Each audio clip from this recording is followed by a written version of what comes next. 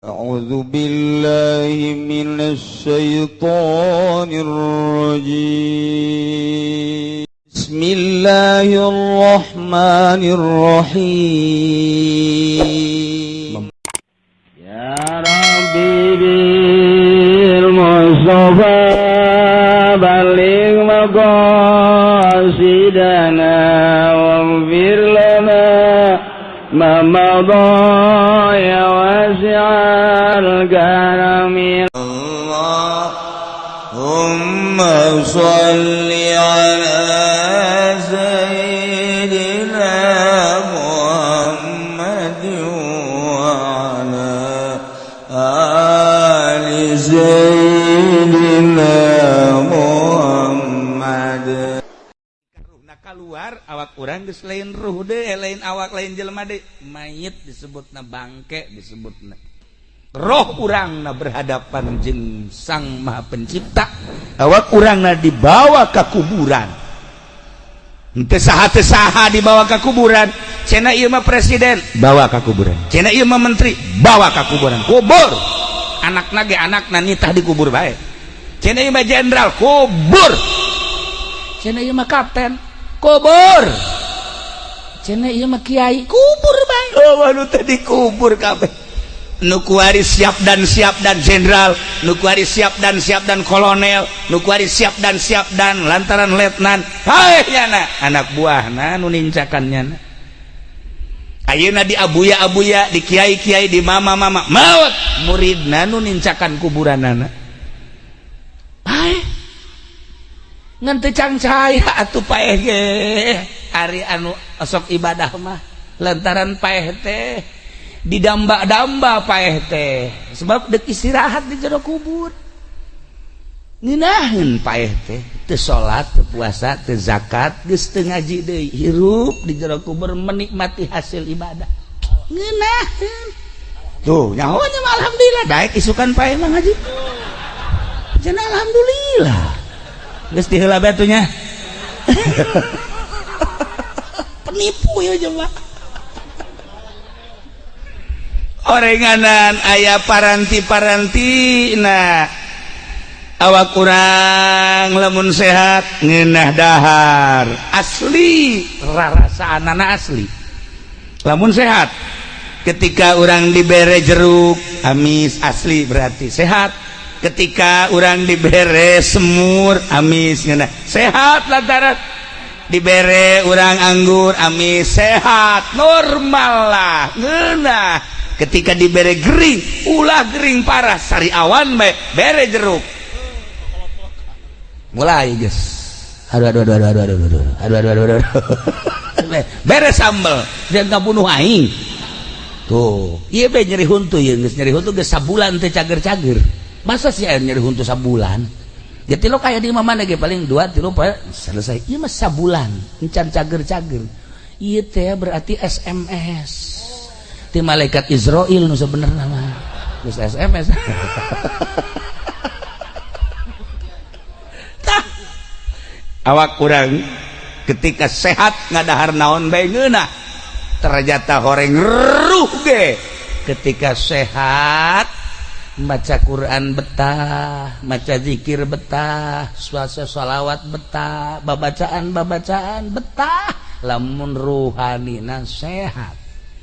Sakumaha jasad lamun teu sehat teu geunah barang dahar jeung nginum kitu kene ruh urang dibere maca Quran karaksa ayat doang hajuheu ae bae.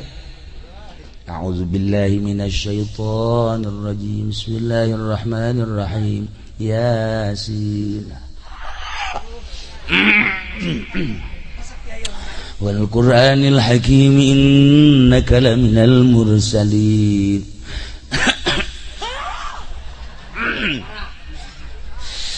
Ala siratim mustaqim. Tanzilal aziz.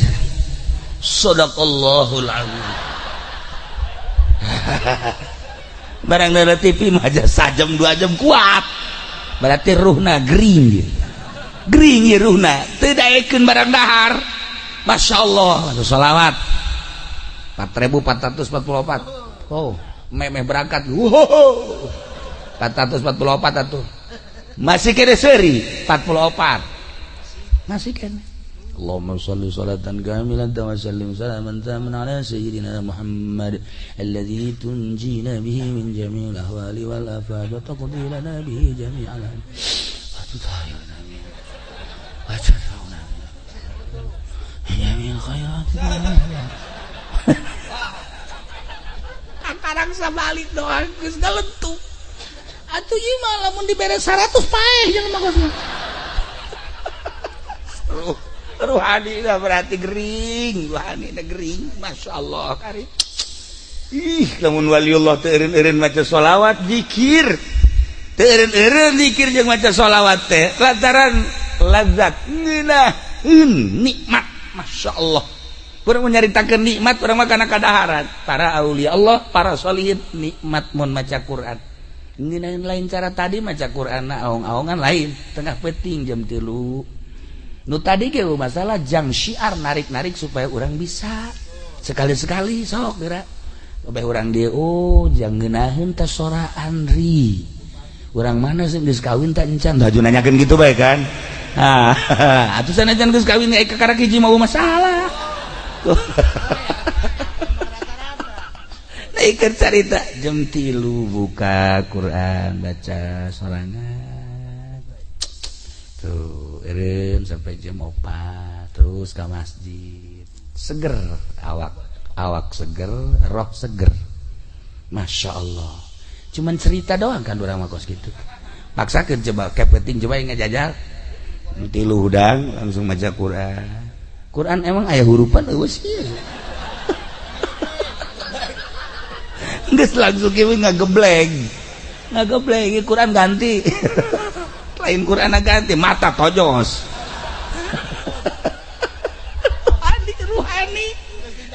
Ruhani gering. Masya Allah. Dementak lamun di torikoh mah ya perkumpulan para murid khusus temenang ka iluan kuno sejen. Aya nu nanya, "Kiai kok bisa teu ilu atuh ilu bae kami?" Ulah. Kok bisa ulah sih kitu amat ulah? Lantaran nanya deui moal kuat. Nu matak diulah teh moal kuat ya zikir lagi kan sampai 10.000. Tadi zikir 100 bae kadeuleun geus goyang. Illallah nu digigir kula bae illallah. Kula geus boga rarasaan, ieu budak kudu dibodem ya. Illallah. Karang 100 geus illallah, asal 200 geus usoraan. Atiga calangap doang geus 200 lah. Oh. 300 diimpus. Nu bantak ulah ge.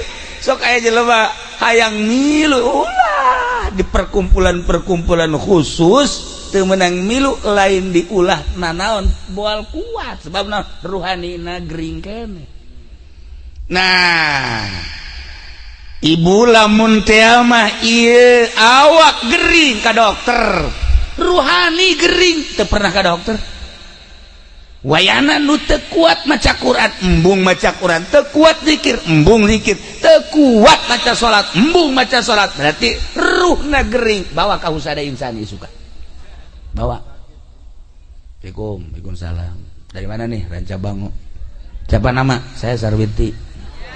Sakit apa Sarwiti? Ini saya kalau baca Quran kagak mau aja dok. Hah? Iya baca Quran kagak mau, ngantuk aja, terus zikir juga sama. Ini saya mau berobat. Ini mah harus ke Grogol cekin aja. Lain jurusan cekin. Ya Allah ya Rabb. Nah iyalah ruhani masya Allah. Mentak kisah Kikil Balkhi. Syakikil Balkhi nyarita di Naswaihul Ibad. Tolabna khomsan wawajadnaha fi khomsin. Kaulan neangan 5 perkara, ternyata kepanggih di 5 perkara. Tolabna tarkadzulub, kaula neangan supaya ninggalkeun dosa, supaya teu hayang ngalaksanakeun dosa teh kumaha carana. Ternyata fawajadna kaula fid duha, kula manggihan di salat duha. ternyata lamun orang sering sholat duha sekali, 2 kali, 3 kali, poe, sepoe, 2 poe terus we. Setelah 40 poe bakal ngarasakeun nikmatna ibadah. Embung nu ngaran teu salat. Sageus salat embung teu berjamaah. Eta balukar tina salat duha. Bakal dibere ngeunaheun geura ge. Eta geus kapanggih ku wali Allah nu ngaran Syakikil Balqi. Ngeunaheun sacara ternyata tina hasil duha ngawarung, mun ngawarung teh mah jadi lancar ngawarungna. Anu balanja masyaallah eta ngeungkeuy ngahutang kabeh.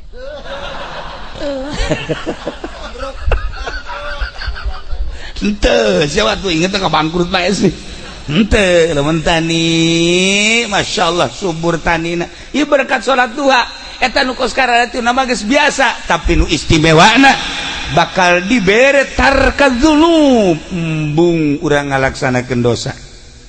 Bakal hayang ibadah sebab dibere ngeunaheun duha nomor 1. Nomor kedua talabna dia al kubur kaula neangan supaya caang kuburan teh berbagai cara neangan fawajadna ternyata aku kula kafangi fi sholatil lail salat tengah peuting tahajud. Begitu salat tahajud Allah aku loba-loba jang urang raja bangun 2 rakaat bae 4 besi gering 2 bae 2 daripada ke gering dibawa ka mantri kunaon saya mabok tahajud 2 bae sholli sunnatat tahajjudi rakaataini lillahi ta'ala Allah aku syaratna sare heula sanajan sakrajep lamun hayang salat penting tapi can sare cenah kiai witir 11 rakaat witir geus cenah kiai ibadah mah biasa salat hajat ge geus cenah kiai salat tasbih ngomong doang geus ya keur dongeng doang ieu keur dongeng geus di mana nyaho ngaran teh nyaho rupa soal salat tasbih. Nah mun can sare salat mun geus sare tahajud sabaraha rakaat ge tahajud mah sadaekna urang minimal 2 rakaat. Nah ketika diasupkeun ke jero kubur masyaallah cak batur ieu kubur teh poek ternyata caang nanya Ki Basurudin nanya ka malaikat kok ieu caang amat oh ieu tahajud masyaallah begitu aja pede paeh kan poek nyana nanya ke malaikat cenah caang iraha maneh tahajud kula sok tahajud cenah ieu penting teh ya wal penting tahajud teh karena Allah apa karena karung kajahoan kan ieu aya kerna-kernaan lillahi ta'ala masyaallah lamun urang tahajudna 2 rakaat tarolah 10 watt lamun 4 rakaat tadi 5 watt kuari 10 watt lamun kuari gedep rakaat wah 20 watt masyaallah lamun urang bisa 10 rakaat 100 watt waduh caang di jero kubur teh kapanggih ku kisah Kigil Bakli fawajadna fi sholatil lail caang kubur teh kapanggih dina salat tahajud mantak wayahna ieu ti kuari tahajud 2 rakaat bae. Kukula barang geus dicerita-ceritakeun kieu ya alhamdulillah ngaji pendi tahajud. Barang teh tahajud sare deui subuh korban jam 7. Ai tahajud ai subuh qoboan. Usolli fardhu subuh qoboan. Ieu teh beres padi. Aya jelema nu kos kieu nya. Nah ieu Syakikil Balqi jaritakeun fawajadna fi sholatil lail ya Allah ya Rabb talabna su'ala munkari wa nakir kaula neangan pisalameteun jang pertanyaan malaikat munkar nakir tingali ku kaula pagawean ternyata fawajadnahu fi qiraatil Qur'an kapanggih kukula horenganan jang ngajawab pertanyaan soal munkar nakir adalah maca Quran. Ya Allah ya Rabb. Jelas para aulia Allah aya nu diciptakeun ku Gusti Allah teh jadi sholihin. Anu bisa hablum minallah hablum minan nas. Jeung manusia tara aya codeka. Istimewa pikaresepeun lantaran mun nyanana nangga jeung tatangga silih ajeuna. Silih asah, silih asih. Silih tanya, silih bere, silih doakeun. Pan ari di lembur pondok mah jeung tatangga ge teu wau. Teu wau. Kampung pondok teh kampung si eta. Teu wau jeung tatangga. Bahkan lamun eta tatangga tabrakan HDG. Pada eta senep kana jantung. Sholihin mah Masya Allah jeung tatangga jeung babaturan indah boga babaturan sarua pada ngawarung warungna maju alhamdulillah Gusti keun bae abdi mah teu maju ge asal babaturan abdi bae eta ku bahasa ngeunaheun pibuktieudanna Masya Allah aya nu tani sawah babaturan urang mah baragus di daya sawah nu urang mah kuwereng alhamdulillah Gusti kajen nu abdi mah kuwereng ge asal babaturan bae bararagus teh lamun kos kitu kan ngeunaheun ieu mah lain kitu pan Gusti kok nu abdi kuwereng itu henteu awas bawakeun bensin ku aing sia tah eta hararese hablum minan nas narapi geus puguh hablum minallahna sholihin sorga sarua kedeh mantak urang aing ngadoa zalikal fadlu minallahi wa kafa billahi alima zalikal fadlu minallah na eta dianta ya hadiyal mudillin wa ya rahimal mudnibin wa ya mukila asaratil asirin wa ya mujibas sualil abidin irham ya Allah hadaka min dal khatil azim wal muslimina kullahum ajmain Allahumma ja'alna ma'al akhyaril marzukin alladzina an'amta 'alaihim minan nabiyyin wasyiddiqin wasyuhada'i wassalihin wa hasuna ulaika rafiqa zalikal fadlu minallahi wa kafa billahi alim. Hayang ya saurang di akhirat dibarengkeun jeung para rasul Allah jeung para nabi Allah jeung para siddiqin jeung para sholihin di akhirat bakal dikelompok-kelompok dibere bendera saurang-saurang urang milih di bendera nu eta tadi berangkat menuju surga Allah subhanahu wa ta'ala. Haji Pendi moal ka aja moal lantaran ku arina ge benderana Golkar PDI geus aing mah ti ku ari pepegatan jeung si aing gua teu hayang aing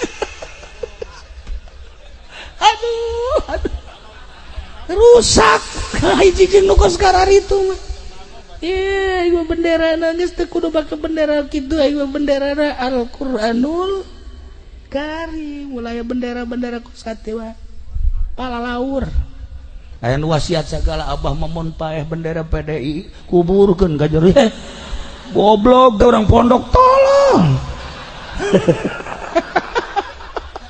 bendera Golkar asupkeun ka jero emang ayat kursi wah budak ayat kursi gitu beunang diasupkeun ka jero paling ditulis di boehna make cidu-cidu ge ulah cidu Haji Pendik atuh cidu ahli Allah tuliskeun gede Allahu la ilaha illa huwal hayyul qayyum la ta'khudhuhu sinatun wa la di boehna beunang omat tapi besi ke urang dieu maot coba Haji Pendik gerokeun kena nulis bah tu malaikat ge kieu bae ieu tulisan saha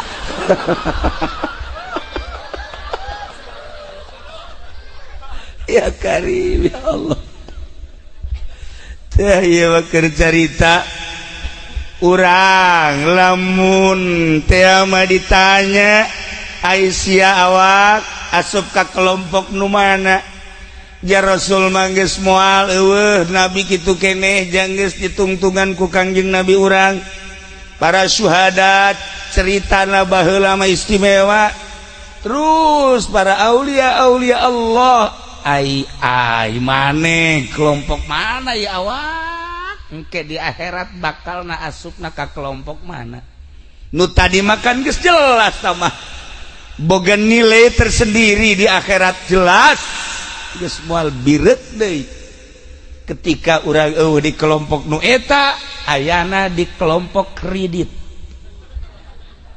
ayo sia kelompok kredit motor can anggeus datang ka ayeuna mobil gitu keneh ieu mah motor jeung mobil datang ka dibawa deui ku bank da kuari can nyokot deui ieu kelompok eta ya Allah ya Rabb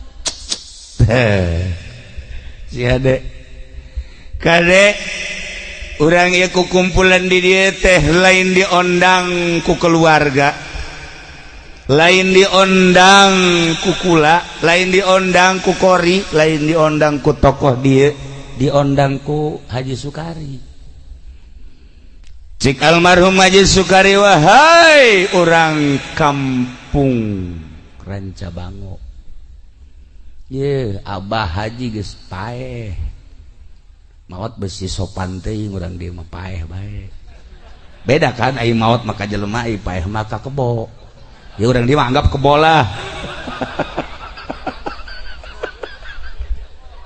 atuh bahasa ge kan beda di Bandung hayam di dieu kotok di Bandung mah tai kotok di dieu mah tai hayam tibalik di Bandung mah kan itu piceun tai kotok ngarada ge ka kotok ulah sopan di urang mah di urang piceun teh tai hayam haji peni ge gugol sok kadenya tai hayam piceun tanya ku urang mah aja dahar jeung kotok ih dahar jeung kotok taina hayam blon teh coba saya tidak ngerti datang ke paeh asal ieu mah moal mal ngarti geus ieu mah ya Allah tah cek Abah Haji masyarakat keluarga ya Abah Haji geus aya di jero kubur geus teu bisa barang dahar deui beramal ge geus teu bisa sesuai jeung nu diucapkeun ku Kangjeng percis cek Abah Haji idza matabnu adama in qata amalu pegat amal paeh jelema pegat beramal deuk kumaha beramalna tuh jaga subuh nyawaan boro-boro salat puasa mandi ge di pandian mun aya nu mandi sorangan urang dieu paeh haju mandi sorangan deuk kumaha coba begitu deui pandian ulah waka kula mandi sorangan atuh urang dia bisa ngajengkang kabehan tapi aya jelema nu mandi sorangan saha tuh Gunung Santri soleh Gunung Santri nuku urang sok dizarahan nyana mah maot di luhur gunung terus nyiapkeun boeh sorangan ngagali kuburan sorangan mandi sorangan Masya Allah wali teh mah jelas nama wali mah geus macem-macem geus wali mah zahirna hungkul nu maot teh batinna menti dari sia kuari ge geus paeh ja kaleuna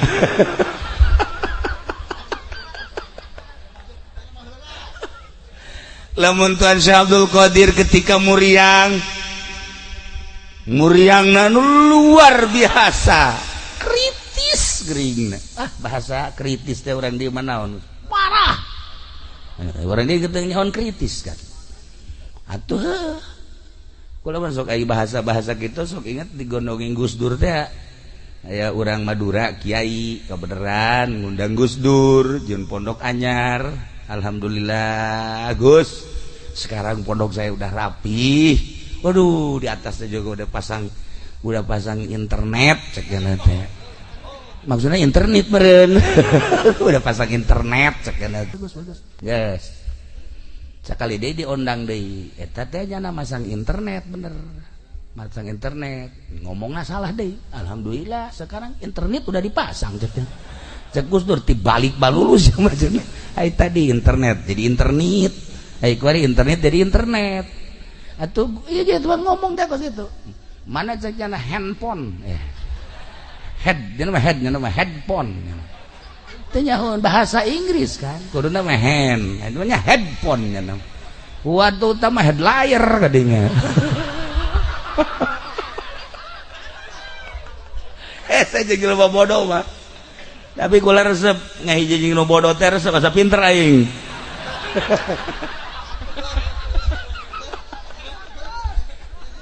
ya dan Abdul Qadir Muryang parah pamajikanana anakna insuna kabeh daratan tuan saya geus kieu napas geus kaluhur ka handap napas geus kaluhur ka handap careuri kabeh pamajikanana anak jeung insuna udang tuan saya wahai pamajikan wahai anak wahai incu ulah ceurik ceknya Abah ulah diceungceurikeun Muryang nu ieu mah moal waka maot abah mah Muryang ieu mah melila keneh abah ka maot cek anakna kok bisa lila keneh emang abah apal-apal tuh di Lauhil Mahfuz aya keneh anak abah hiji deui can kaluar ditonggong abah engke bakal dingaranan Abdul Rozak oh eta meureun resep cilok teh nya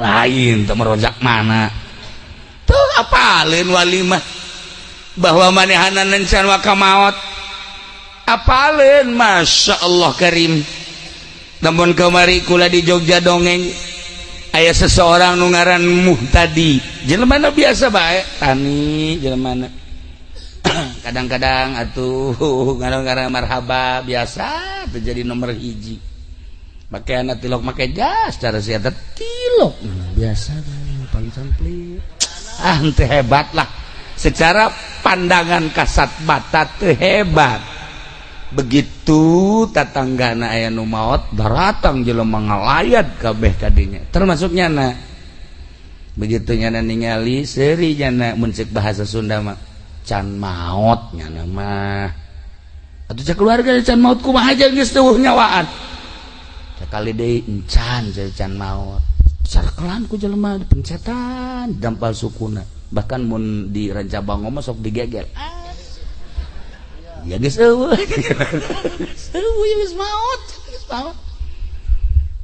kabeh menyatakan kiai-kiai jeung kasepuhan-kasepuhan maot cek nyana acan geus bae di jam 10 jelema ngalayan rame jam 12 mulai siap di pandian ba'da zuhur di pandian bungkus menjelang asar sholatin langsung bawa ke makam begitu diasupkeun ke kubur nyana huda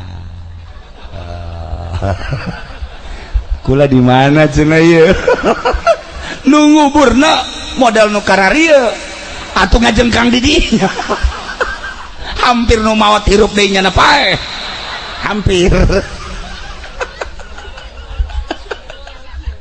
udah Masya Allah biasa udah atuh kaget kan kabeh loba-loba atuh nguburkeun ngaranna ge ayeuna ada kaimah ge rada rarasaan nu saja si budak hirup bener apa henteu sih ya datang ge ku aing kudu dibawa pakaian boeh cek nya langsung datang ka imah ganti baju ditanya ieu kumaha lalakonna cek manehanana kula ngahiji di hiji perkumpulan haju tidinya langsung perasaan ieu naon gara-gara deuk hujan begitu deuk hujan kula ngiuhan bareng ngiuhan terjadilah ngiuhan ceknya eta sempit tempatna orang bae dina mata kasad mah maot nah geus teh kacaritakeun tah kos kitu mah ieu mah ko nyahoeun tamu tadi teh nyahoeun bahwa ieu can maot istimewa berarti jelema istimewa kan berarti nyahoeun can maot nah aya jelema anu nyahoeun ka bangsa ruhani urang lamun nyaritakeun Habib Lutfi ayeuna kamari Jumat kamari kan kliwonan syahriahan jamaah di Tasik nusok ka Cilongok aya nu berangkat kan ka ditu minta izin ka kula abdi cenah bade ngiring ngaos ka Habib Lutfi mangga ke Pekalongan 2 mobil lah nyana begitu 2 mobil sampai di lewat Cipali aya nu nelpon salah satu keluarga mendadak maut akhirnya eureun 2 mobil nu hiji musyawarah berangkat ke Pekalongan mobil nu hiji deui balik ka Tasik geus sakitu berangkat bae datang ka Pekalongan langsung subuh isuk-isuk kapanggih lah jeung Habib Lutfi cek Habib Lutfi emang siapa yang meninggal sih kok nyahoeun encan aya nu ngomong saurang-urang aja siapa yang meninggal di Tasik tadi kan 2 mobil atuh langsung bebeja trek eta bisa nyahoeun apan di dieu mah awewe salakina kawin deui orang weru lah iya ge mengkonon lakine wis rabi maning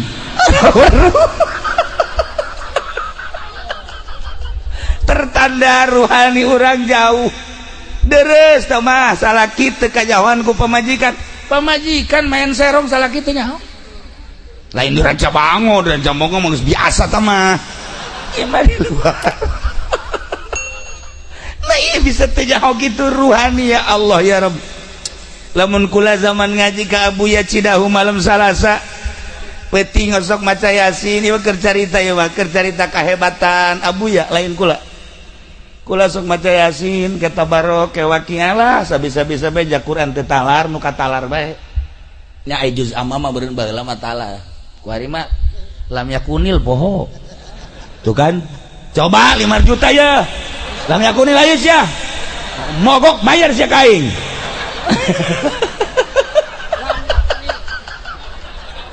buku lagi sok ditangtangan tetalar boro-boro lam yakunilnya nama izazul tetalar cencengan hampura kieu geus kolot mah kieu lain geus kolot ti baheula teu dibaca Yasin baca tabarok waqiah nu katalar we nu katalar geus ngaji lah di Abuya begitu ngaji di Abuya nyurahnya nak Masya Allah eta surahanana daripada urang ngalamun ngaji jauh di mobil baning maca Quran ca Yasin tabarok waqiah eta teh surat Kahfi wah hayu bae cenah du talar mah Quran dibaca ji sia mah ka aing mah abah Abuya nyahoeun tah aya jelema nu nyahoeun ka ruhani sakumaha tadi geus puguh Kangjeng Nabi mah Kangjeng Nabi ketika beres perang aya sahabat anu milu jeung Kangjeng Nabi ngaberesan ontak Kangjeng Nabi beresan kendaraan Kangjeng Nabi istirahat setelah istirahat aya anu mana maot jana wah kabeh sahabat nu sejen seuri syahadah cik sahabat nu sejen mati syahid cek nyana bunga amat ku Kangjeng Nabi ditingali lah henteu cek Kangjeng Nabi teu syahadah ih Tuhan ieu kan syahadah lantaran seperti tadi kapanah henteu cek Kangjeng Nabi ngaliri ka luhur henteu langsung ditaros ya Rasulullah di mana letak henteu syahadahna cek Kangjeng Nabi aya 2 selimut nu kunyana ieu gonimah disumputkeun moal dibikeun moal dikumpulkeun jadi ieu pamalingan 2 selimut barang ditingali bener ya 2 selimut lamun 2 selimut bae ngahalangan kana kasyahadahan atuh kok masih ieu sabaraha puluh karung dipaling kunyana ya Allah ya Rabbi iya ya Masya Allah karim aya sahabat ahlu sufah maut begitu maut dibuka sarungna di dia aya sadinar di dia cak Kangjeng Nabi kai ye seuneu neraka sadinar bae jadi seuneu neraka lantarannya na bebeja nama fakir bebeja nama miskin tapi ternyata aya harta nu disumputkeun lain disungut lain di hati teu jadi ahli sorga itu komo model asa nunjukna lah segitu bae pokona mah urang aya jadi ahli sorga hese ya Allah tah ya aya jelema anu geus puguh Kangjeng Rasul mah Kangjeng Nabi mah geus hese nyaritakeun apal saya ti zamanun berarti kan ditempokeun ku Gusti Allah hijab teh dibuka saya ti zamanun ala ummati bakal datang hiji masa terhadap umat kaula di antarana yuhibbunal hayat wa yuhibbunal maut resep jasa kahirup embung jasa kapaeh kayak di akhir zaman mah resep jasa hirup embung paeh sehingga ku resep-resep na hirup embung paeh embung berjuang nungaran nyekel senjata tidak perang ngalawan musuh Allah laluhurkeun agama Allah embung sebab besi paeh ketika nyaritakeun tentang agama embung nyaritakeun nu bener besi ditewak besi paeh engke di akhir zaman mah kiai ustad santri geus puguh pamarentah embung paeh ge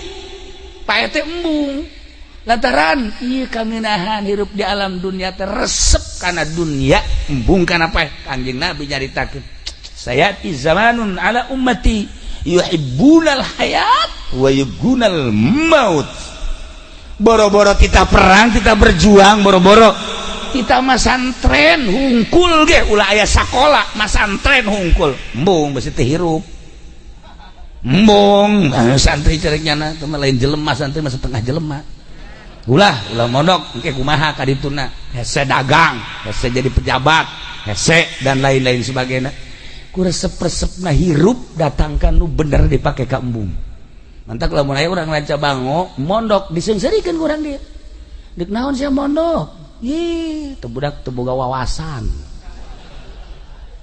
padahal mah santri mah wawasanana leuwih ti pejabat leuwih ti mahasiswa leuwih ti sagala atuh pasti mahasiswa mah paling nyaritakeun wawasan dunia kumaha politik kumaha ekonomi santri mah kumaha ngajembat di jembatan shiratal mustaqim deh geus lain urusan dunia deui santri mah tuh kumaha caritana engke di jero kubur Masya Allah karim kumaha caritana dan kumaha caritana engke setelah maut eta lain wawasan teh jadi lamun Kangjeng Rasul mah geus jelas para syuhada geus jelas Sayyidina Umar Sayyidina Abu Bakar lamun urang nyaritakeun kaistimewaana tentang ruhani apa haleun atuh lamun Sayyidina Utsman kadatangan tamu assalamualaikum waalaikumsalam Sayyidina Utsman senyum aya keneh nu zinah cenah cek manehana saat ieu nu zinah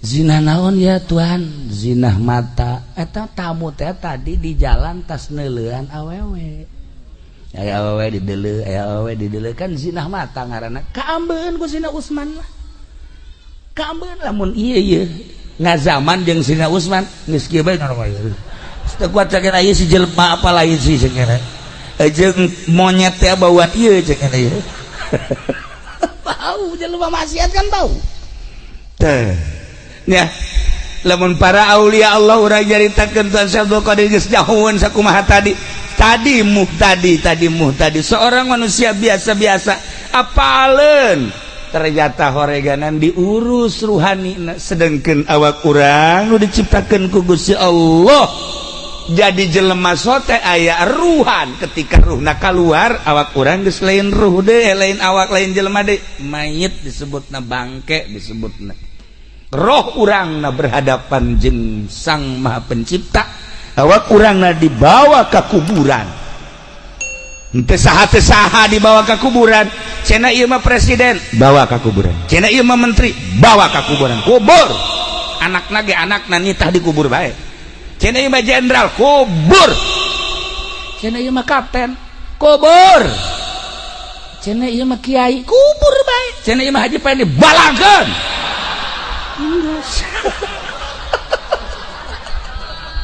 dikubur bae oh anu teh dikubur kabeh nu kuari siap dan jenderal nu kuari siap dan kolonel nu kuari siap dan lantaran letnan hae nyana anak buahna nu nincakannya ayeuna di abuya di kiai di mama maut muridna nu nincakan kuburanana hae ngan teu can cahaya atuh paeh ge ari anu sok ibadah mah lantaran paeh teh didamba-damba paeh teh sebab deuk istirahat di jero kubur ngeunaheun paeh teh teu salat teu puasa teu zakat geus teu ngaji deui hirup di jero kubur menikmati hasil ibadah ngeunaheun tuh nyaho nya alhamdulillah daek isukan paeh mah ngaji cenah alhamdulillah geus diheula batunya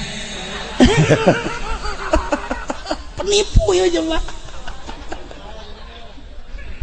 orenganan aya paranti-paranti nah awak kurang lamun sehat ngeunah dahar asli rarasaanana asli lamun sehat ketika orang dibere jeruk amis asli berarti sehat ketika orang dibere semur amis ngeunah sehat lantaran dibere orang anggur amis sehat normal lah ngeunah ketika dibere gering ulah gering parah sari awan bere jeruk mulai guys aduh beres sambel dia ngabunuh aing tuh iya be nyeri huntu ya geus nyeri huntu geus sabulan teh cager-cager masa sih aya nyeri huntu sabulan ya tilu kaya di mana ge paling 2 3 selesai ieu mah sabulan encan cager-cager ieu teh berarti SMS ti malaikat Israil nu sebenarnya mah geus SMS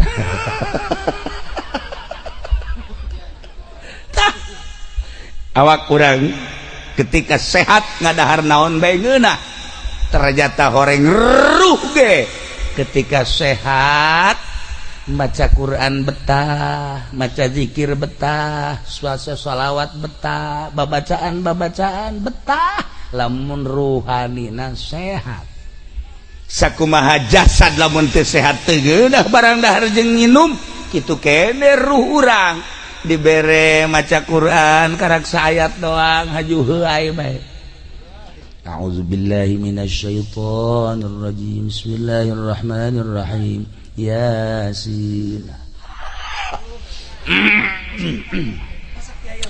wal qur'anil hakim innaka laminal mursalin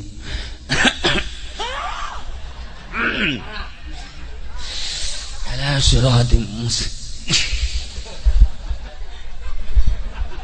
Tanzilal Aziz Sadaqallahul Azim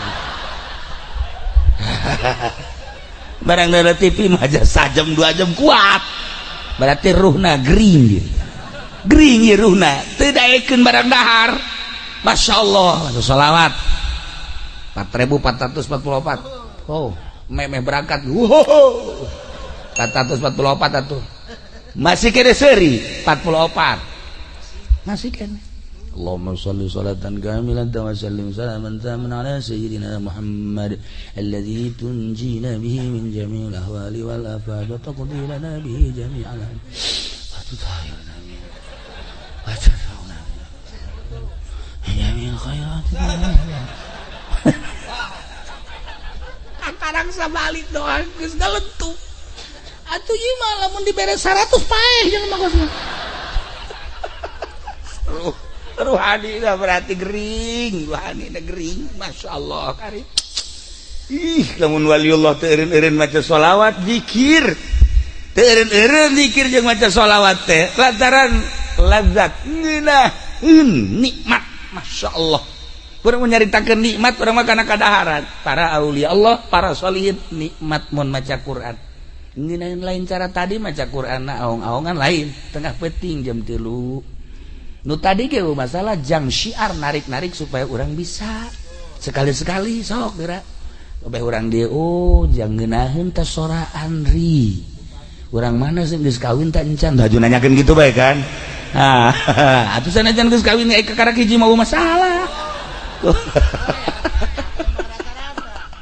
nah ikut carita jam 3 buka Quran baca sorangan tuh eureun sampai jam 4 terus ke masjid seger awak seger roh seger Masya Allah cuman cerita doang kan orang mah kos gitu paksakeun coba kepeting coba yang ngajajal 3 hudang langsung maca Quran emang aya hurupan eueuh sih geus langsung kieu ngagebleng Quran ganti lain Quran ganti mata tojos.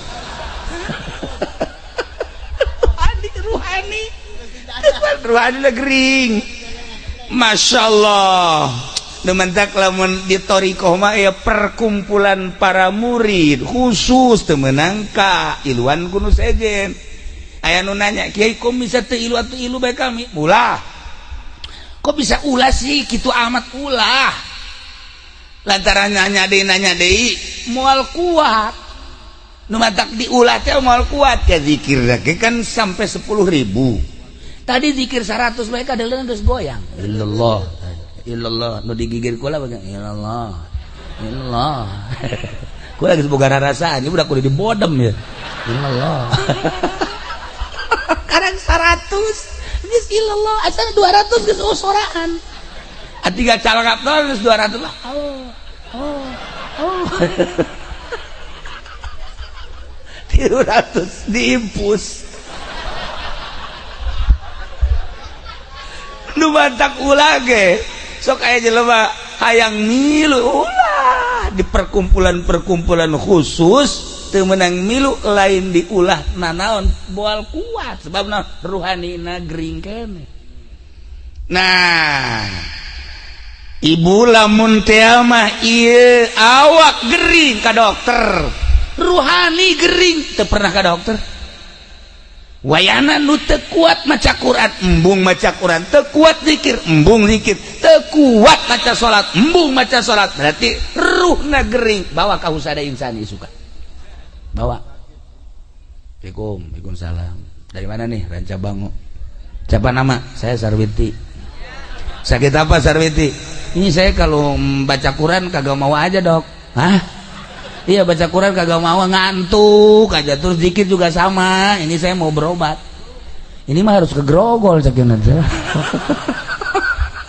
Lain jurusan cekin. Ya Allah ya Rabb. Nah iyalah ruhani Masya Allah. Mentak kisah Kikil Balkhi. Syakikil Balkhi nyarita di Naswaihul Ibad.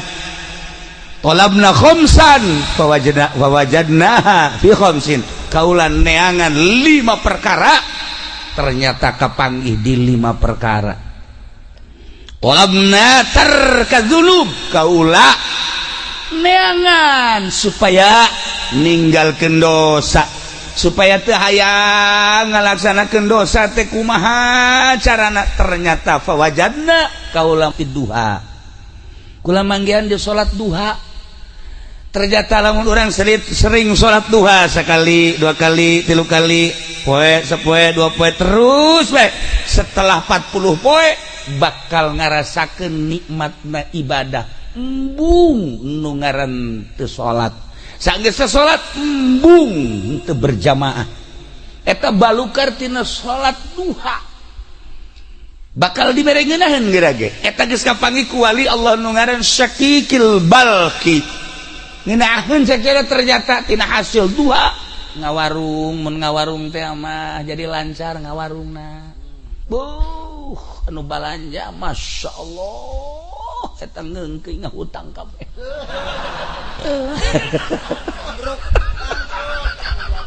Henteu siapa tuh inget ka bangkrut bae sih. Henteu lamun tani Masya Allah subur tanina. Ieu berkat salat duha. Eta nu kos karatu nama geus biasa, tapi nu istimewana bakal dibere tarkadzunub, embung urang ngalaksanakeun dosa. Bakal hayang ibadah sebab dibere ngeunaheun duha nomor 1. Nomor kedua, talabna bi'al kubur, kaula neangan supaya caang kuburan teh berbagai cara neangan. Fawajadna ternyata kukula kafangi fi sholatil lail, salat tengah peuting, tahajud. Begitu salat tahajud Allah kula loba-loba jeung urang Ranca Bango mah 2 rakaat bae, 4 besi gering, 2 bae 2 daripada engke gering dibawa ka mantri kunaon saya mabok tahajud sakitu. 2 bae. Sholli sunnat tahajudi rakaataini lillahi ta'ala. Allah syaratna sareh heula. Syaratna sareh heula sanajan sakrajep. lamun hayang salat penting tapi can sare cenah kiai witir 11 rakaat witir geus cenah kiai ibadah mah biasa salat hajat ge geus cenah kiai salat tasbih ngomong doang geus ya keur dongeng doang keur dongeng geus di mana nyaho ngaran teh nyaho rupa soal salat tasbih. Nah mun can sare salat mun geus sare tahajud sabaraha rakaat ge tahajud mah sadaekna urang minimal 2 rakaat. Nah ketika diasupkeun ke jero kubur Masya Allah cak batur ieu kubur teh poek ternyata caang nanya Ki Basurudin nanya ke malaikat kok ieu caang amat oh ieu tahajud Masya Allah begitu aja pede paeh kan poek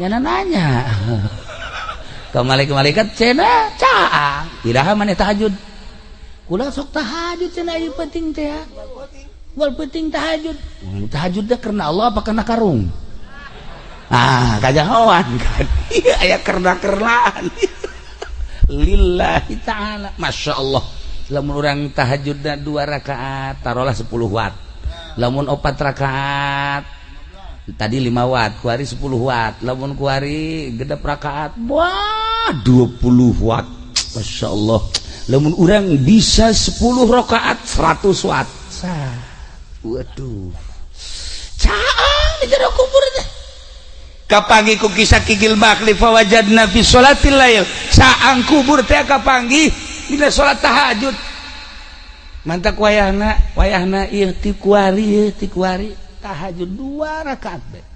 Kukula barang geus dicerita-ceritakeun kieu ya alhamdulillah ngaji pendi tahajud. Barang teh tahajud sare deui subuh korban jam 7. Ai tahajud ai subuh qoboan. Usolli fardhu subuh qoboan. Tah ieu teh beres padi. Aya jelema nu kos kieu nya.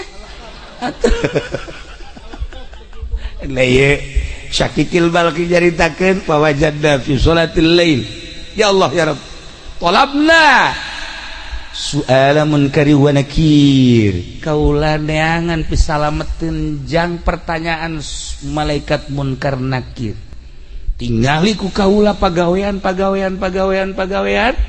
ternyata fawajadnahu fi qiraatil Qur'an kapanggih kukula horenganan jang ngajawab pertanyaan soal munkar nakir adalah maca Quran. Ya Allah ya Rabb lamun Sidina Abu Bakar Siddiq radhiyallahu anhu nama tamat Quran teh beurang satamatan penting satamatan hese ngomongkeunana tak kos kitu mah kabelah dieuna nyana salat 2 rakaat tahajud usolli sunat tahajud di rakaatain Allahu akbar rakaat awal ti alif lam mim datang ke surat kahfi rakaat kedua ti surat kahfi datang ke qul a'udzu birabbin nas Masya Allah karim kabelah dieuna sarakaat satamata 2 rakaat satamata eta si kubangun ngukur nanya kumaha macana urang lamun keur sajuz setengah jam benu lambat setengah jam berarti lamun hayang tamat sabaraha jam ngaji cepet atuh diajak kan angel setengah sajuz teh ya 5 non gitu ngaranna setengah jam kuari 30 juz cepet sabaraha jam 15 tahun nu bener sih hitung coba bener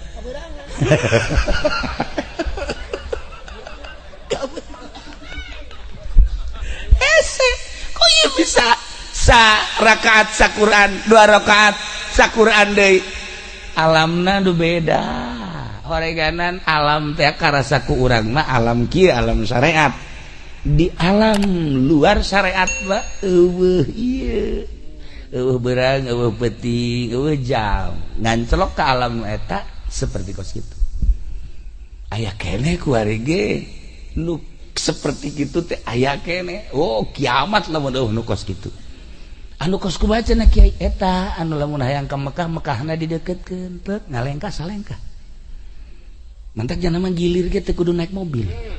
Atuh jangan gilir nu ngora dideukeutkeun lengkah kadinya. Nah, nyaho-nyaho mandi bae geus dinu kolot. Blon teh jelema nu kos kitunya. Tah ieu. Oreganan baca Quran, urang maca Quran eta teh kajahoan ku kutubul aulia Syakikil Balqi ngajelaskeun nyana geus nempo ka jelema-jelema ahli Quran eta ditanya ku malaikat munkar nakirna babarieun jasa. Allah geus teh hese. Jawab ahli Quran.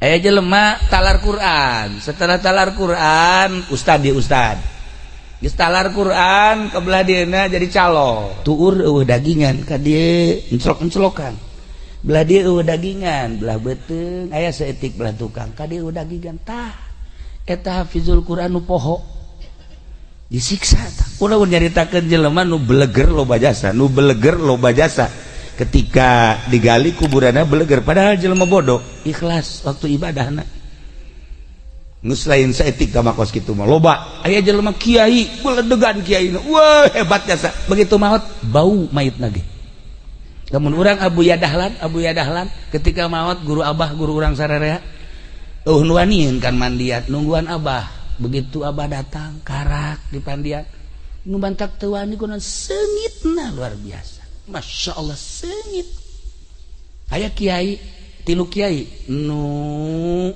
ngundang kula encan di pandian bau encan di pandian geus bau kula nanya ieu pagaweana salian nyai naon sih orenganan ngeridit-ngeriditkeun atuh pan ieu mah nya ngridit atuh geus ka apa ieu mah geus pokona teu bisa kuku bae teh mah jero teu tanggung jawab geus pokona seperti eta ya Allah ya Rabb lamun guru kula di Garut geus hese nyaritakeunana seungit bae jadi kubur memehna ge kula nyana hayang di pandian memeh maot hayang di wuduan ku kula di isangan di pandian di wuduan terus dibaringkeun bebeja ka kula lamun aya nu salam ulah dijawabnya bener anu assalamualaikum kadenge kula di luhur kasur nyana nu ngajawabkeun salam bisa nyaho kitu untuk teu lila maot lah ngeunaheun ningali seungit sababaraha kiai seungit tapi asa babaraha kiai bau tah nu ngahalal-halalkeun bangsa duit bank riba terserah endek mangga bae endek heheg bae cuman seperti eta tah urang garan bakal maot bakal bae kiai bae geus kos kitu komo si ieu geus teu kudu caritakeun jakuarina ge geus kaambe can maot geus kaambe atuh kumaha dengan tak kukula diajak ka mamana ge pamajikan tilok nanyakeun tilok naon tilok sugan telepon pamajikanna kiai aya salaki nya tilok anyana tilok deui geus dianggap paeh heula oregana lain paeh jelemana paeh etana lah pokona mah geus dicak pamajikan geus mangpaatna ja tah nomor kahiji nomor kadua mantak maca Quran kade ibu si kade aduh cenah geus kaburu teu bisa ja baheula mah teu belajar naon nu bisa kuari bisa cenah kulhu Quran kene geus baca kulhu saloba-lobana ulah kurang ti 200.000 jadi atakah eta kulhu jelema anu maca kulhu sampikeun ka 200.000 haram awakna ka neraka teu kumaha coba cak Kangjeng Nabi eta maca ti kuari kulhu Allahu ahad Allahus samad lam yalid wa lam yulad wa lam yakul lahu kufuwan ahad tenden make batu hiji Allahu akbar 200.000 200 batu bisa pakai ngabangun imah eta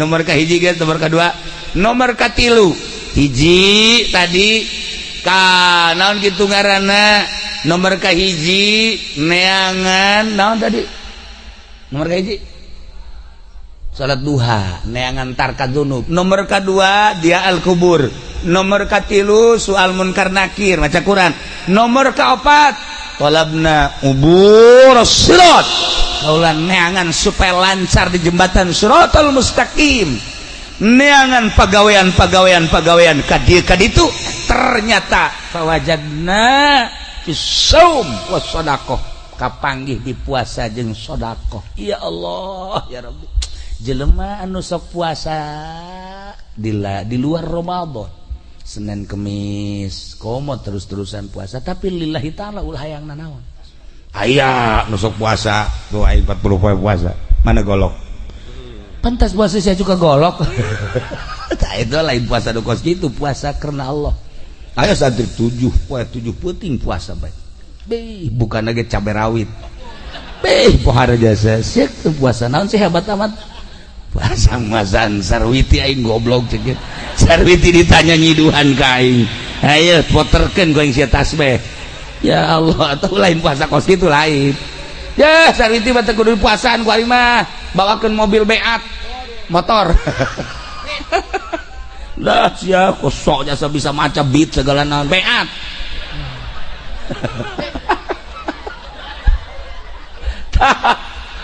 Masya Allah tapi kadang-kadang aya sih awewe teh dibawakeun mobil ge embung bae tapi begitu diputerkeun Izqala Yusuf be Masya Allah mana Kang Pendi emang enak ya aduh abdi rindu cekeun teh mana Kang Pendi mana cekeun jangan keluar pede teh horenganan make bata jeger bae sia ngaganggu aing bae ya Allah ya Rabbi.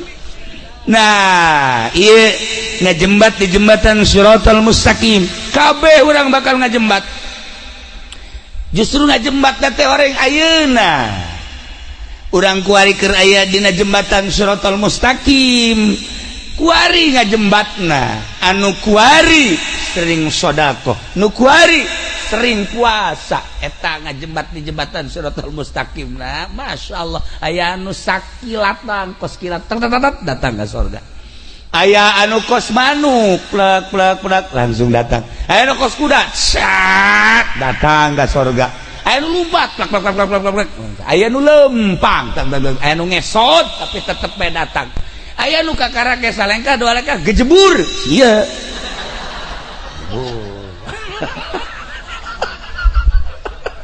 jalan ke gejebur bagus tadi awal aduh keadaan ada kumaha tuh sodako Masya Allah can nyorang kulang ngadenge di pondok anu ngaluarkeun zakat di saya hiji penny jajan orang malah mah zakat batur dicokotan aya jelema ngahadiahkeun kipas di masjid Masya Allah mawat tiis di jero kubur kan ditanya begitu ditanya maca Quran osok ieu tiis daun ieu tiis teh maneh baheula ngajariahkeun kipas di masjid Masya Allah hanjakal teu AC cekna teh aduh nyaho kieu mah ieu kipas-kipas anu kuari dinikmati di masjid tah kuari maneh nu tiisna Masya Allah alhamdulillah cek tiis kan sodako ieu dak jelema ya Allah ya Rabb Mang Haji kula ieu can dahar ti kamari yah tah bere tah aduh dulur kula ge ieu teh sararusa tah dibere tuh batur anu keur sempit hatena kemudian dibere jembar hatena ngenyebrang di jembatan Shiratal Mustaqim na babari datang ka Haji Pendi Haji kula ti kamari can dahar saha ye tu lain dahar sia teu kuat coba lain dibere di aya deui ka dieu aing dinasehatan ku aing ye aing jelema hirup mah ya sing hadis ya datang ka sia teu dahar berarti kan kudu usaha jelema kan keur lapar dibere nasehat lapar mah bere sangu lain nasehat nyana geus kieu bae ya tukang nyekelan batu mana ya ku aing aya sia ku aing sia diwewelkeun sia ku aing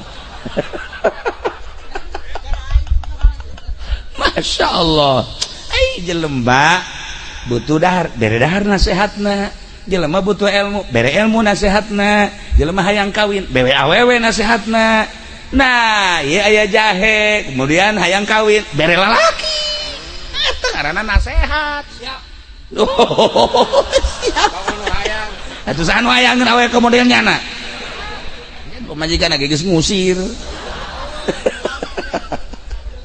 tah ieu nasehat teh lain ceramah nu asli mah kumaha kebutuhan Masya Allah karim nah ieu kubur sirat kapanggih ku kisakikil barqi ternyata 2 hiji puasa nomor kedua sedekah sebab eta adalah sarana pamerti Allah jang nyalametkeun urang ketika urang jadi jelema sugih kiai mah meureun zikir penting teh kiai mah maca Quran santri mah meureunanan sholawatan aing mah sakieu ayana lah aing mah endeuk ngagunakeun sarana nu aya ti Gusti Allah dititipan harta. Nah petakeun ku urang parkir miskin mana yatim piatu masjid mana nu can anggeus tetangga mana anu butuh ya Allah pondok pesantren mana tuh pan ieu mah aya masjid ge anu datang haji ieu keramik dan can bejakeun ka masyarakat sok geura saha anu siap karo kemang haji panderi tuh panjeun mah tuh atuh masyarakat geus beres kabeh aya kene kakurang maji aya kurang mangsa 10 meter kan coba nu sejen heula sejen heula beres leuwih duitna leuwih ieu mah haji kadegeun duitna basah tokoh masyarakat kos gitu.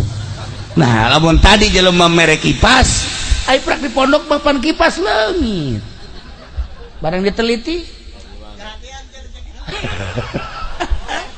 barang diteliti si eta nu nyokotna ya Allah laporan ka kula kiai kumaha cenah naon batur makan jariah kipas ieu mah ku Haji Pendi can dicokot atuh teu aneh boro-boro kipas kotak masjid ge pan laleung geus Laila si hade ya si hade nomor kaopat baca Quran jang soal munkar nakir jelas tamati kisah kikil balki nomor kaopat ka tilu nomor kaopatna ieu sedekah jeung puasa urang teu kuat sedekahna tiis bakalna di jero kubur teh urang loba sedekah teh ya Allah ya Rabbi di jero kubur ngeunaheun tiis nanya orang ka malaikat aya titisan ieu kipas aya tiis nu ieu tiis sa ieu ngabungahkeun fakir miskin masyaallah ieu nu pohara jasa tiisna tatangga ieu pohara jasa aya tiis pohara amat kahandap-handap tiis ieu keramik masjid ya Allah ya Rabbi geunaheun jasa sedekah kelancar di jembatan Shiratal Mustaqim kalima tolabna zilal arsy abdi neangan iiuh aras ke di akhirat urang kepan dikumpulkeun di mahsyar kiamat baas udang ti kubur berangkat kabeh ka mahsyar panon pengan sadeupa sakieu deuk kumaha sakieu langit kaopat panas pahar engke mangan sakieu satangtung panas aya nu kesang teh liput aya nu kesang datang ka mata nu kesang datang ka irung nu kesang datang ka sungut nu kesang datang tergantung kumaha amal-amal masing-masing panas tah engke aya anu seuseurean we batur mah kapanasan nya mah kieu malah meneangan rokok di Samsu aya rokok we jadi sia ngayakeun rokok di akhirat pabrik lagi sareueuh emang aya naon tenang batur kapanasan ku ieu teu cak sapanas dan teu cekeun tenang ya Allah ya Rabbi ku geunaheun horeng kapanggih ka iuhan zilul arsy teh ku kisah kikil balkhi kapanggih ku anjeunna talabna zillal arsy abdi neangan iiuh aras jang ngiuhan jaga di mahsyar ternyata fawajadnahu kukula kapanggih iiuh tersebut horenganan tina zuhud tina ulah pati resep kana dunia tah ieu mah hese jasa ieu mah boro-boro pangkat dolein kiai-kiai ge resep desa kana dunia wahara nah ieu terakhir supaya direnungkeun ku urang ulah pati resep teuing boga mah pamere Allah hese ditahan jeung ditolak tetapi ta'alluqna hate terhadap dunia ieu nu kudu diarahan nu mantak jadi kiai tapi ieu ngaleungit-ngaleungitkeun resepna nu hese ge masyaallah mantak kula geus sababaraha kali ngomong ge kula geus teu dibere teu resep ieu ngaji kieu teh dibere teh lillahi taala nu sababaraha urang ulah nu dititipan ulah ieu ka dieu ge geus embung aya anu matang puluh jadi 60 ku embung aya anu 100 jadi 115 7na jadi 15 ku embung sebenarnya mah ieu mun bisa mah embung ngan kula inget ka Abah Haji Sukari keur hirupna jeung sajabana ieu mah dorong doa bae barang datang ka dieu ieu mah lain matang puluh mah kos muludan berarti keluarga nu teu nyahoeun ieu kunaon muludan ieu matang puluh mah tuh urang we ngariung tek terus berkat we sabakul kan beres tuh ari geus ieu mah deuk kumaha keberkatanan ieu mah jalobaan ngan meureuganan jelema di dieu ge meureun hayang ngaji tah sakumaha tadi tah nya bukakeun mata hate urang saenggeus bukakeun pelakeun geura cinta urang ka Allah jeung ka Kangjeng Rasulullah Muhammad sallallahu alaihi wasallam belah dina pelakeun ahli-ahli Allah di jero hate sebab eta lah anu ngajadikeun cukang lantaran kasalametan urang petunjuk anu tadi lain sambarangan awak urang supaya sehat gering saetik bawa ka mantri ka dokter ruhani urang ge sehatkeun ketika ruhani urang gering maka kudu didatangkeun ka ahli ruhani supaya urang resep salat lamun para aulia Allah salat teu eureun-eureun para sholihin salat teu eureun-eureun maca Quran ngunyem bae di mana bae komo nu talar Quran belah dieuna nu zikir maca sholawat ruhanina meureunanan sehat ketika awak urang ruhani urang teu sehat tanyakeun ka diri urang beuh meureun loba jasa panyakitan roh urang teh ketika taluar ti awak urang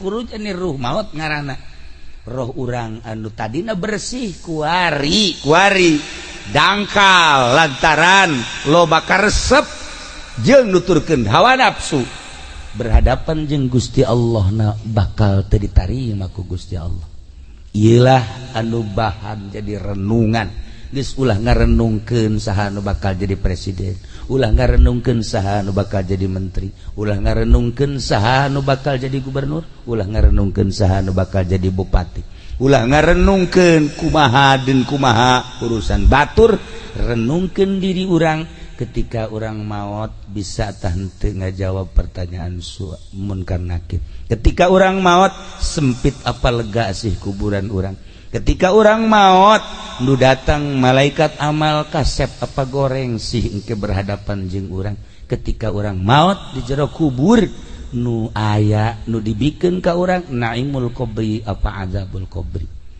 seperti etalah renungan analah geus bae ka batur mah batur bae anu neuk jadi inohong ja urang geus sababaraha kali ganti presiden urang mah kieu-kieu bae ketika batur jadi presiden sugan urang ranca bango haju di Sararumbang jante ketika batur jadi presiden sugan atuh ieu sawah ngabagusan ngagorengan kumaha urang keneh bae maning kembali di nyana urang mah urang salametkeun diri urang ulah terkontaminasi ku urusan-urusan koskara itu yuk urang babarengan menuju ilahi lempengkeun hate urang tauhid urang ka Gusti Allah belajar resep ibadah ka Gusti Allah sebab loba jasa carita adu di mautan ku Gusti Allah ngadadak komo lamun urang nyaritakeun palu lain ngadadak deh berjamaah ribuan tah ribuan jelema per detik ieu masih keneh disangsikeun jelema di jero na paeh apa encan sebab jeritan-jeritan kuari makin kadenge jeritan-jeritan nu kuari katimbun tade makin kadenge jeritan-jeritan dahsyat luar biasa maka dipertanyakan itu maut apa encan sih di jero jelema teh dipertanyakan kuari teh terus dahsyat jeritan-jeritan nu geus kaluar orok nu geus kaluar ibu-ibu seorang ustad geus kaluar kuari nyaritakeun di jero teh can pararae sedengkeun kuari teh geus dijadikeun monumen moal digali keputusan pemerintah setempat teh kumaha coba jelema di jero uyak-uyakan keneh siksa Allah nah ieu mah keur carita urang mau nyaritakeun kunaon jeung kunaon geus nyaraho kabeh geus ulah nyaritakeun eta mendingan renungkeun diri urang mun aing isuk paeh amal aing nu mana nu bakal ditarima ku Gusti Allah sakitu bae Itulah para jamaah kaum muslimin wal muslimat rahimakumullah. Yuk urang doakeun Abah Haji Sukari mudah-mudahan dihampura sakabeh dosana, ditarima amal ibadahna, dilegakeun jeung dicaangkeun di kuburanana, dibere kanikmatan kubur ku Gusti Allah.